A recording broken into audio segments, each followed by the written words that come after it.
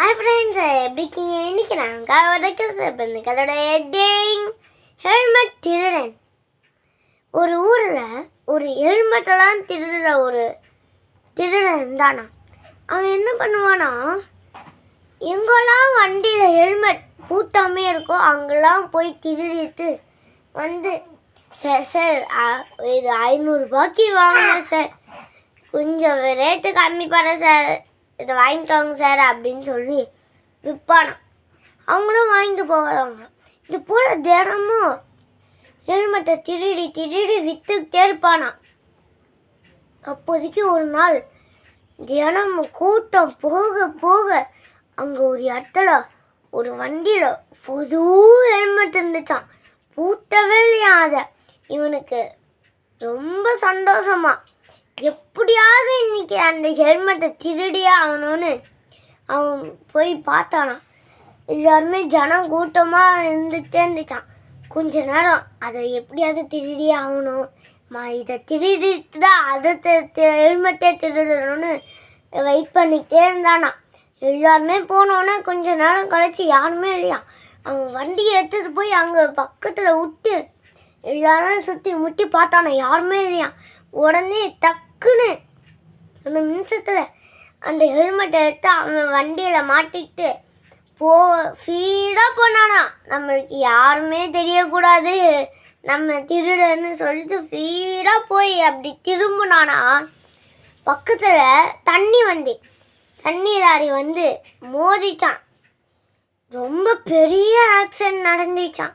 உடனே எல்லாருமே ஐயோ என்ன ஆச்சு, யாருக்கோ ஆக்சிடென்ட் ஆயிடுச்சு போல், வந்து பாருங்கன்னு சொன்னோன்னே எல்லாரும் வந்து தூக்கி பார்த்தாங்களாம். பார்த்தா வண்டியில் ரத்தம் அவ்வளோ இருக்கான், பேந்து ரொம்ப உடம்பு முடியாமல் இருந்தானாம். அப்போதைக்கு செத்தாங்களாம். அப்பா நீ எந்த ஊர், எங்கேருந்து வர, உங்கள் வீட்டு அட்ரஸ் என்ன, உங்கள் வீட்டு எங்கே இருக்குது அப்படின்லாம் கேட்டாங்களாம். இவன் நம்ம திருடன்னு நம்ம சொல்லிட்டோன்னா நம்ம திருடன்னு சொல்லிடுவாங்க, அதனால நம்ம எதுவுமே சொல்லக்கூடாதுன்னு அது வந்துன்னு சொல்லிட்டே இருந்தானா.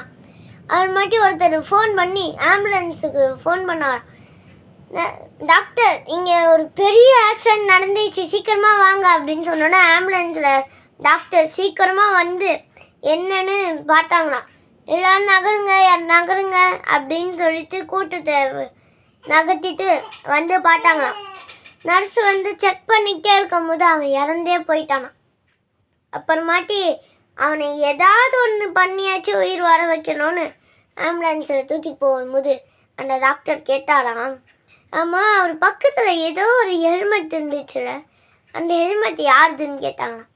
அதுக்கு நர்ஸ் சொன்னாங்களாம், அந்த ஹெல்மெட் இவருதுதான்னு சொன்னதுக்கு அப்போது அவர் ஹெல்மெட் அவரது தானே, அவர் ஹெல்மெட் போட்டால் கூட கொஞ்சமாச்சும் உயிர் பழிச்சிருக்கலாம், அதனால பார்த்தீங்களா எப்படி ஆயிட்டான்னு அப்படின்னு சொன்னோன்னே அந்த நர்ஸ் சொன்னாங்களாம், அப்படிதான் டாக்டர், யாருமே இப்படி தான் இந்த உலகத்தில் ஆக்சிடெண்ட்டே நடக்குது, யாருமே ஹெல்மெட் போட மாட்டேங்கிறாங்கன்னு சொன்னோன்னே அவங்கள ஹாஸ்பிட்டலில் அட்மிட் பண்ணி ஆஸ்பிரேஷன் பண்ணிகிட்டே இருந்தாங்களாம். அவங்களால முடியவே இல்லையா.